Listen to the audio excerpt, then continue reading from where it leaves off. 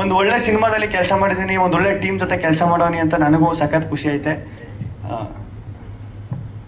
ನಿಮ್ ಪಾತ್ರದ ಬಗ್ಗೆ ಹೇಳಿ ಮುನ್ನಾಬಾಯಿ.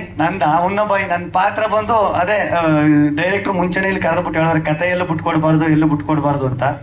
ನನ್ನ ಪಾತ್ರ ಚೆನ್ನಾಗೈತೆ, ಅದೊಂದು ಮಾತ್ರ ಹೇಳ್ಬಲ್ಲೆ. ಆಮೇಲೆ ಇಲ್ಲಿ ಕಾರೆಲ್ಲ ಆ ಕಾರ್ ಐತಲ್ಲ ಅದು ಮಾತ್ರ ಸಖತ್ ರೋದನೆ ಕೊಟ್ಬಿಟ್ಟೈತೆ ನಮ್ಗೆ. ನಾನು ಸ್ಟಾರ್ಟಿಂಗ್ ಹೋದಾಗ ಯಾವ್ದೋ ಲ್ಯಾಂಬೋರ್ಗಿನಿ ಕಾರ್ ತಂದು ಇಳಿಸ್ಬಿಟ್ಟು ಅವ್ರಿಗೆ ಏನು ಗುರು ಇದು ಅಂತ ನಾನು.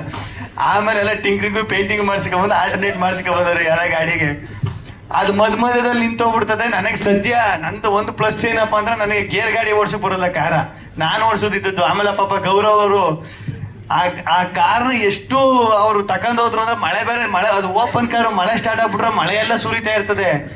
ಈ ಕಡೆ ಈ ಹ್ಯಾಂಡ್ಲ್ ಹಾಕಿದ್ದೆ ಕೈಗೆ ಬರ್ತದೆ, ಈ ಕಡೆ ಗೇರ್ ಎತ್ತಕೋರೆ ಗೇರ್ ಹಾಕಿದ್ದೆ ಕೈಗೆ ಬರ್ತದೆ.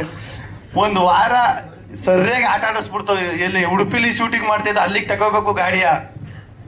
ಹೆಂಗಾಗ್ಬಿಡ್ತು ಅಂದ್ರೆ ಪಾಪ ಅವ್ರಿಗೆ ಅವ್ರು ನೋಡಿ ನನಗೆ ಪಾಪ ಅನ್ನಿಸ್ಬಿಡ್ತು. ಬ್ರೇಕ್ ಹೊಡಿಕ್ ಹೋದ್ರೆ ಅದು ಸ್ಟ್ರಕ್ ಆಗ್ಬಿಟ್ಟದೆ, ಬ್ರೇಕೇ ಓದ್ತಾ ಇಲ್ಲ ಒಂದು ಟೈಮಲ್ಲಿ. ಆ ಥರ ಎಲ್ಲ ಸಿಕ್ಕಾಪಟ್ಟೆ ಆ ಕಾರು.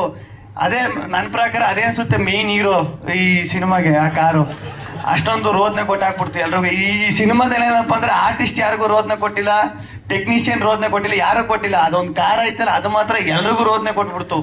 ಆಮೇಲೆ ನಮ್ಮ ಕ್ಯಾಮ್ರಾಮನ್ ಸರ್ ಬಗ್ಗೆ ಹೇಳ್ಬೇಕು, ಎಷ್ಟು ಕೂಲು ಅಂದ್ರೆ ಅವರು ತಲೆನೇ ಕೆಡಿಸ್ಕೊತಿರಲ್ಲ. ಹಿಂಗೆ ಕೂಗಾಡೋದು, ಈಗ ಸೆಟ್ಟು ಅಂದ್ರೆ ಕೂಗಾಡೋದು, ಕಿರ್ಚಾಡೋದು ಆ ಥರ ಏನಿಲ್ಲ. ಈಗ ಡೈರೆಕ್ಟರ್ ಇದು ಕ್ಯಾಮ್ರಾಮನ್ ಗಂಡ ಹೆಂಡತಿ ಥರ ಇರಬೇಕು ಸೆಟ್ಟಲ್ಲಿ ಅಂತಾರೆ, ಸೇಮ್ ಹಂಗೆ ಇದ್ದಿತ್ತು ಅವರು. ಸಖತ್ ಖುಷಿ ಆಯ್ತು.